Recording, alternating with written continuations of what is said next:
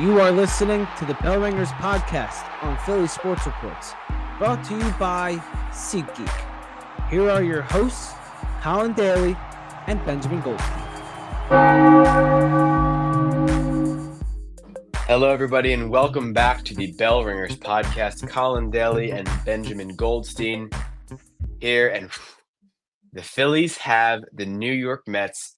It was a game in wild fashion. We were 2 Devin Williams outs away from a Rhys Hoskins Citizens Bank Park reunion in the playoffs, but Pete Alonso had other plans in mind. He keeps the Mets alive by a few feet over the right field fence. And now the Mets are en route to Philadelphia, and we might see an unexpected sea of orange and blue mixed into our red ocean at Citizens Bank Park. There might be a few blue waves, some blue and orange waves in our sea. That's a better analogy there. Yeah, PSA for those selling tickets. Oh, please don't sell them to the We Mets love fans. you, SeatGeek. You're a great sponsor. Do not put your tickets on SeatGeek because the Mets fans will buy them. Do not sell your tickets. Sell your tickets to places you know Phillies fans will get them. A Twitter Phillies thread, Facebook Marketplace, a Facebook Phillies group. Text somebody. Shoot me a message. Hey, I'm down to buy some tickets. Colin may be down to buy some tickets. Totally. Don't sell them to Mets fans. Keep them out of the building. I do not want someone dressing up as Grimace in Citizens Bank Park. I don't want the OMG. I want nothing. I want no blue and orange. Obviously, there's going to be blue and orange. I want it as minimalized as possible. I don't like that song. I have experienced games sitting near Mets fans multiple times. They're not pleasant. It's a terrible experience. They're mean. They smell horrible. They're annoying. They're obnoxious. You're gonna hear so much. Francisco Lindor is better than Trey Turner. Pete Alonso's better than Bryce. Like, you're gonna hear crazy things. They go to church for Pete Alonso. It's insane what they do for him. They pray to Grimace like he is their god. Like, it's Grimace. You telling me he's not? He is not, no. So keep these Mets fans out of the building. Don't sell your tickets. That's my PSA. So Phillies Mets. First time Mets and Phillies have coexisted for 62 years, and it's the first time they're meeting in the postseason. Wow. That is something else. Yeah. And it's got a lot of juice. It does. So at the time of recording this podcast, we're not totally sure how the series will shape out in terms of who's going to be where. We don't have rosters yet for either team. We can kind of make some assumptions based off of the Mets Wild Card roster, who will be on their NLDS roster, but it's a different series with a different strategy the Mets will have to, approach with. So we could see some changes to their roster. With the Phillies, we really have no idea. Yeah, we'll get to our roster projections later in this episode. Just stick around. Yes, we will. But we also do not know what we're going to see pitching-wise from the New York Mets. They're kind of in a sticky situation. I think should we focus in on the pitching before we go to the whole roster situation? Yeah, we can look at that. So, this series, the Mets got starts. Luis Severino, Sean Manaea, and Jose Quintana. Quintana was excellent in Game 3. Yes, he was. Like, outstanding. It was pretty amazing. So, it's either going to be Tyler McGill. I originally thought it was going to be David Peterson, who was lining up to start tonight. But he finished off Game 3 tonight, which rules him out for Saturday. By the way, this is the first Friday's going to be the Mets' first day off since September 26th. They have been on the road. Wow. They've been on the road since September 22nd. They've got to be exhausted. Yeah, you want to talk about running out of juice. Hopefully they're running out of juice at the right time. So it's either going to be Tyler McGill, who it's looking like it's lining up to be. It's going to be either Luis Severino on short rest or a bullpen game, which this Mets bullpen, outside of Edwin Diaz, we saw it this series in Milwaukee. Not great. You saw Phil Maton blow Game 2. Jose Butto was really bad tonight, gave up back-to-back homers. And then Edwin Diaz kind of shut the door. David Peterson, of course, in the ninth. But I can look up how the Phillies have fared against Tyler McGill. Luis Severino was very good against the Phillies the last time they faced him in Philadelphia, and they can beat this bullpen. So I'm going to look up Tyler McGill's stats against the Phillies right now. Colin, who do you think is going to go? Yeah, I think they'll go McGill. Just because of the how much the Mets bullpen has lacked in the playoffs so far. I don't think they want to take that risk, especially in game one of only a 5-game series.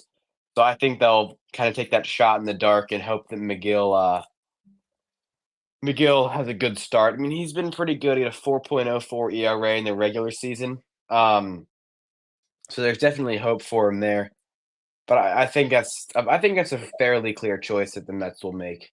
I mean, if they're going to go deep in the playoffs, he's going to have to pitch in some capacity. So they may as well get him some work now. I think game one, as important as it is in a 5-game series, is, it's not game 5. It's not game 4. It's not a win or go home game. And I think he's a better option than the bullpen in their current state. Yeah, so Tyler McGill, one start against the Phillies this year. It came on, hold on, I didn't get the date, September 22nd. So, oh, that's right. I mean, yeah, that was the Mets. They were in Philadelphia, I believe. No, they were home. First Mets home. It was the last Mets home game of the year. That was a Sunday night game. McGill went 4 innings, allowed 4 hits and 1 run. He had 2 walks as well, and struck out 6. In his career against the Phillies, he has he's 3-1 with a 2.51 ERA and 34 strikeouts. Yeah, that sounds about right. Yeah, so I mean, pretty good, but not that only 6 starts. So not a huge sample size. All of them have been pretty short, except for his 1 in 23, where he pitched 7 innings, pitched 6 as well in September of 2023. He had 2 starts in April of 22 and then August of 21. So, yeah, I mean, not much of McGill, but he pitched 4 innings, 6 strikeouts back in September. So Phillies offense was also horrible around that time. Phillies haven't played in a week, so we'll see. Yeah. Now the Phillies did have their simulated game, which was today, and I heard. Oh no, Yes, I'm getting my yes, days. it Yeah, was that was Wednesday. yesterday. It was Wednesday. So they have seen some live pitching as of late. I tell you, I did see some pictures. It was pretty cool. They had the Powder Blues going. Yeah, Harper's team I was in guess the Powder was Blues, Schwarber's team right. in the Pennies. Scoreboard was on, crowd noise was on. Dan Baker was there. So it was pretty funny. It was a 5-5 tie. Harper and Castellanos at Yeah. home was in the 9th to make it a 5-5 tie, I believe. So Ranger pitched. Topper said he looked good. Who else pitched? Spencer Turnbull threw an inning.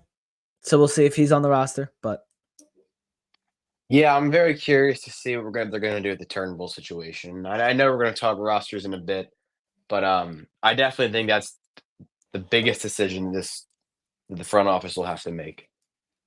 What they're yeah, gonna do with I Benson. want to talk a little bit about this Mets team. They have the vibes. They don't have the crazy star power. I mean, their lineup is good. Lindor, Brandon Nimmo, Pete Alonso, Mark Vientos, Jose Iglesias, Jesse Winker, Starling Marte, JD Martinez. They have a deep lineup.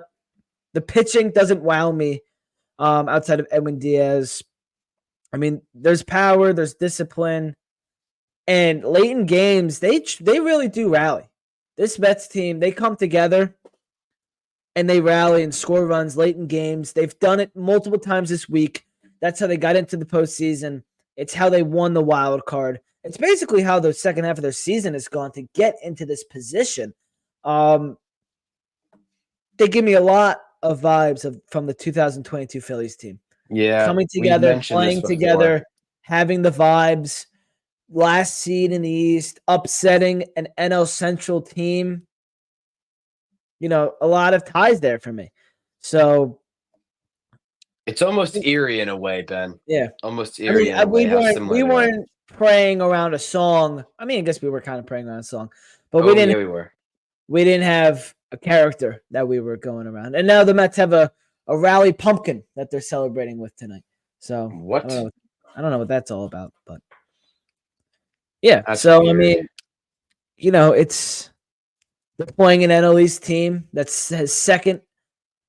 The Padres and Dodgers are playing. Like everything is lining up right now. 2022 Phils. Padres Dodgers series in the other way. They're playing Oh the yeah. NLDS team at the 2 seed. Like so many ties right now. It's kind of crazy. Maybe that's just how these playoffs are very similar. But yeah, it's it's a crazy thing how similar these two teams, how vibes these two teams are giving me, and that's scaring me a little bit because As it should. playing a team like the Mets that went in with nothing to lose, playing a team in the postseason that has nothing to lose is very scary. The Phillies experienced it last year with the Arizona Diamondbacks. The Phillies were that 2 years ago. I don't know, man. We're in for an interesting series. Yeah, we are. So if the Phillies are to surpass the Mets, they have the Padres, who I think are in. Or sorry, they have the Padres or the Dodgers, and I think the Padres are in the kind of a similar situation, right? Because like the Padres have had a couple mediocre seasons last year. They kind of struggled a lot at the beginning of this season, and the second half of the year they made a huge 2022 Phillies-esque comeback, and they've strung together a really good 2024 campaign. So Yeah, I but I do mean, think the Padres are different though. Like they are. You're the right. They Mets was are. this was supposed to be a rebuilding year for the Mets. They start April was rock bottom. They had their own player, not Jose Iglesias. Some other guy said that they were the worst organization in the sport earlier this season. You forgot about that. You all Yeah, I forgot did. about that. That happened this season. There was 10,000 people in the ballpark on an April weekend game earlier this season in Citi Field.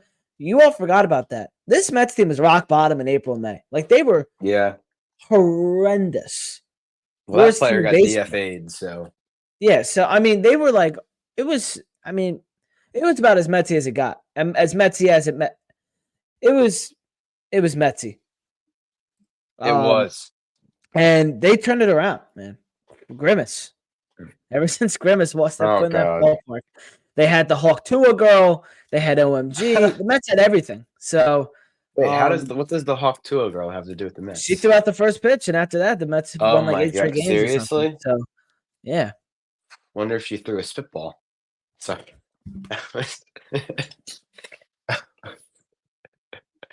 That was my one comment I'm allowed to make per episode. All right. Anyway, moving on. I broke Ben. This is a monumental day. All right. So the Mets have had a cast of characters. I don't know, man. I got bad vibes about this series. Really? Yeah. Well, I got bad vibes because I dropped my spring from my pen on the ground that I've been trying to reconstruct during this episode. And now I can't find it, and I think I need a flashlight, but I'll do that after the episode. This kid's breaking pens. He's talking about spitballs. In context. All right. Anyway, games 1 and 2 are at 408 at Citizens Bank Park. Games 3 and 4 if necessary, are at Citi Field. Game 5 returns to Philadelphia on Friday. Game 1's on Fox. Game 2's on FS1. You ready? Did you hear who's calling these games? Oh, I'm so excited. We got Adam Amin, AJ Wainwright. Kozinski, and Adam Wainwright. And Colin's a big Wainwright fan, and he is I a love horrible Adam analyst. Wainwright. Really? I've heard that people love him. I don't like him. He says Really? some really obvious things. I mean, I've only heard him a few times because he's only done a few Phillies games. But I mean, this group compared to Joe Davis and John Smoltz, who are doing I out agree. west. I mean, big drop off. I love Joe Davis and John Smoltz. I think they're the really good duo. But we're obviously not going to get Smoltz fan, but I like Joe Davis. I think Smoltz is good. It bothers me when he talks about the Braves. Well, Wainwright's going to talk about the Cardinals. Well, yeah, but at least the Cardinals aren't our rivals, so whatever. there's a difference there. I But mean, I no, think I've both times actually we've got. I mean, the one time we had Smoltz, he talked about the Braves because we were playing the Braves. Now we're not playing the Braves, so but talking about the Braves in the context of himself, which I think had like some further implications. But I know people. So when Wainwright first started calling games back in I think it was 2022 or 23. 23. No, I think it was it was No, last he retired. He postseason. retired 20, or he retired 20. He retired 3, 22, I believe. no 3. So it was this year. Yeah, Pujols and Molina Yeah, were that's what I'm thinking of. They're 22. 22, and then 23 Was Wainwright. was Wainwright, and then he started calling games in the 23 postseason. People really liked him during the 23 postseason, because he did like pitching segments during the broadcast where he talked about like some sort of analytical or metrical or like mechanical pitching thing, which people really seemed to like. He was showing like different grips on the baseball, but I don't know what he's done during regular season, so maybe they didn't have that like special feature. But I know his playoff calls are usually pretty good because All they right. let him do pitching segments, so that should be cool. Yeah, we'll see. Um, but I've never actually seen him call a Phillies game. I've seen him call a few other teams, but never a Well, Phillies he game. did. He did both games in London. He did? It was this group in London. Yeah, Are you sure? I think I would have realized that. I know. 'Cause I Amin watched did it. I watched both of those games. Believe Wainwright did it. I'm I on know it that. was this group because I remember Joe Davis and Smoltz were in at the Yankee game this weekend. I remember the pregame show for this, and Okay. it was ridiculous.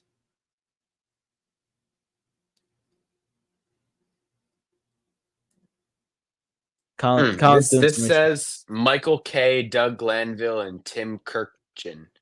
They were definitely not in London. That's what the Philadelphia Inquirer said. The Phillies were home the Yankees were home that weekend because I remember the pregame show they were all the Jeter, A-Rod, and Big Poppy. Big Poppy was running around the stadium. I'm telling you right now, it was not Yeah, Michael K. I'm seeing it on Awful Announcing. I'm seeing it on the Philadelphia Inquirer. Hold mm, on, I'm proving you wrong. oh, well, hold on. That might have been the ESPN team. Well, that's who called it. They're Fox. Wainwright and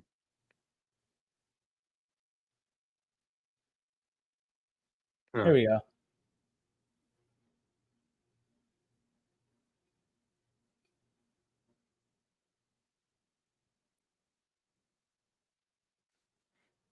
Adam Amin and Adam Wainwright doing color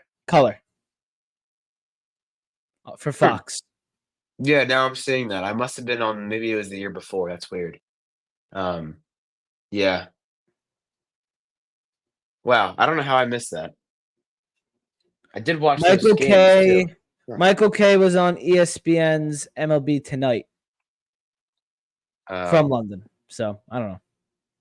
Yeah, I don't know, but yeah, that'll be interesting to see. I like Wainwright's calls. Like I said, his postseason stuff's pretty interesting. So hopefully he can change your mind about his broadcasting skills. We'll see. So I mean, what do you think about the Mets? This lineup, this pitching, they've come together in the second half to be the best team in baseball, and since July and August. Yeah. So I mean, like when you look at this roster, you look at the product on the field. What do you, other than looking at the 2022 Phils, what do you get from it? Well, they're definitely the team that I don't want to face. I'll tell you that much. They have had pretty good pitching over the last few weeks. Obviously, we're not going to see that right away, but it could be scary if the Phillies drop the first game. The Mets are going to be right back with the top of their rotation, and that is a scary looking thing. And it's not necessarily that they have like the Wheeler at the top of their rotation that's dominant, but they have 3-4 pretty consistent starters who can hold their own, which is really, really crucial for this 5-game series. I mean, their lineup has some pretty heavy hitters in it too. We've seen Alonso, we've seen Nimmo, we've seen Lindor, we've seen Vientos, we've seen Francisco Alvarez. OMG seems to know how to hit and sing. So I would say they're the scariest team in the National League. Over the Padres? Yeah. Well, I don't like them. well, it'll be interesting. And you didn't, if people didn't think that CBP was going to be on fire this weekend, Mets are in town. The thing is, Now the it's really building gonna is be going to be, roasting. it's going to be electric. And Yeah, you it will can be be. there. You can be there That was buying smooth, your Ben. tickets on SeatGeek. Keep the Mets fans out of the building, Phil's fans. Get your tickets on SeatGeek. They sponsor all these episodes. We love them. They love you so much that if you use code Philly Sports Report, you will save $20 off your first SeatGeek purchase. Save some money on these crazy expensive tickets and buy and use code Philly Sports Report. Save $20 off. PHILLYSPORTSREPORT. What are we doing, Colin? Holy yes. Put it in the trash can right alongside those New York Mets. After the NLDS, of course. Use code Philly Sports Support. Save $20 off your first purchase. Send that S to Cancun with the Braves and the Brewers. Braves are out of the postseason. Padres dominated them. So the things you love to see, the Braves are done. So, yeah, thank you to SeatGeek for sponsoring. Link is in the description of the YouTube video and of the podcast. So make sure you go check that out. All right, roster projection time. NLDS roster won't be out till Saturday morning, afternoon, whatever. So 26 guys. Should they go 13 and 13, 13 players, 13 pitchers, or 14 and 12? Have one extra of one of the two. And if you want one extra of the two, which would you rather? I think they'll just go 13 and 13. They're going to be conservative with who they're playing during the postseason. So, I mean, I know maybe it would be okay to have an extra defender in there on the bench. So I guess that could be useful. Hopefully, they don't have to use a long man, especially in a division series. Just going down the list here, the guys who we know will be on the roster: Alvarado, Banks, Estevez. Sorry, Hoffman, Kerkering, Nola, Ruiz, Sanchez, Strom, Suarez, and Wheeler. Did you count that? I didn't count that. Nah, I didn't count. So Whatever. You know the normal guys will be. You know the normal guys will be in there. But my thing is, I think they're going to have an extra position player. And I'm between Cody Clemens and Weston Wilson. I like Wilson. He can hit and play the defense fairly well. But with Cody, Cody's been so clutch for this team. If he comes up in a big spot, it's like just almost guaranteed he's going to come through. And having that guy off your bench in the postseason, kind of like a Matt Stairs-esque or Greg Dobbs, those guys always came through. Having a guy like that on your bench is very valuable. We've seen it do big things for the Phillies in the past. And that's where I want Cody. The baby rocket, the missile, Rocket Jr., whatever you want to call him. I want him there. So give me Cody on this roster as the 14th position player. You don't need all these pitchers. You have these starting pitchers that are going to go deep. You'll have a long man, hopefully Spencer Turnbull. So give me 14 position players and make the extra Cody.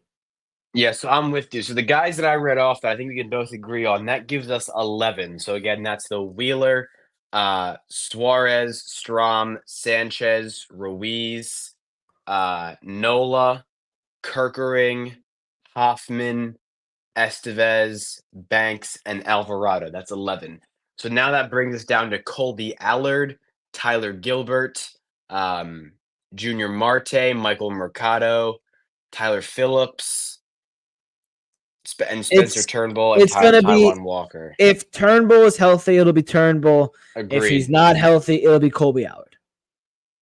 Yeah, I think Tyler Gilbert has the next best shot, but I agree. I think in that order. I really hope it's Turnbull though. He apparently looked good. He apparently looked good in that sim game, so he should be on this roster. I don't see a reason why not. He needs to be on this roster. I can't watch any of the other guys go out there. It's painful. Hopefully, we don't really need to see a lot of mop up Turnbull, but he's not a mop up guy. Yeah, and you're right. You're right because he's gonna have to be because he hasn't pitched. But if he were healthy, I think he'd be a huge part in the part of the bullpen. But he's not, and we can't just throw him into that role. I mean, that's just a recipe for disaster. But I think that if he comes out dominant in the NLDS, give him an inning or two, NLCS World Series, there could be a role for him in a middle reliever spot. Or if they need a spot start, he could probably give you 2 or 3 innings if he gets built up.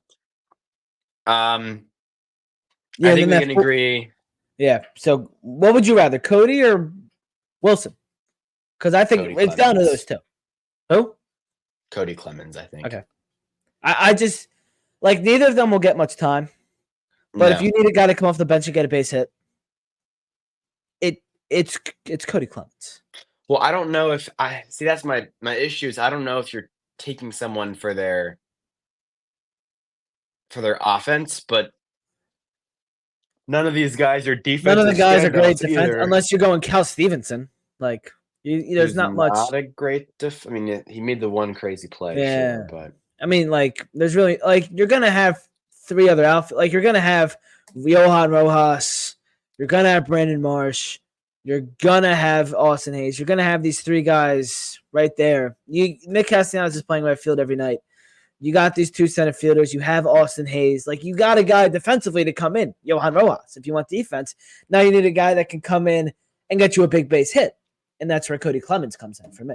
Yeah, so I would say we definitely know their catchers are going to be Realmuto and Stubbs. And then you got Harper.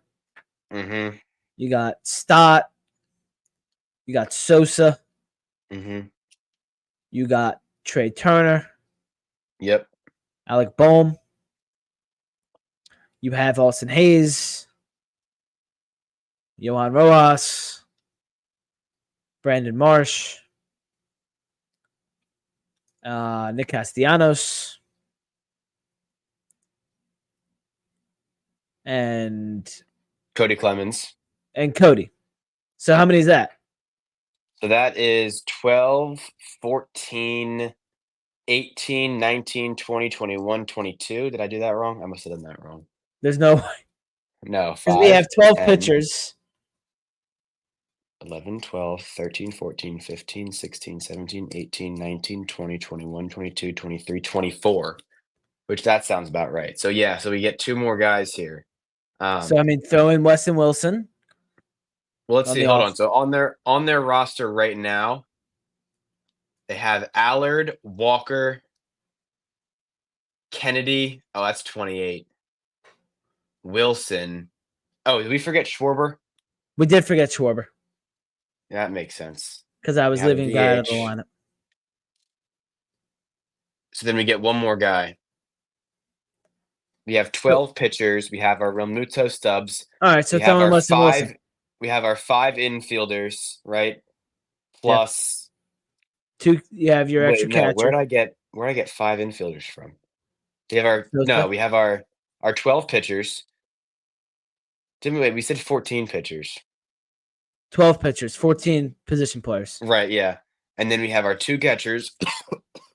I have 6 infielders down. Oh, Clemens. 6?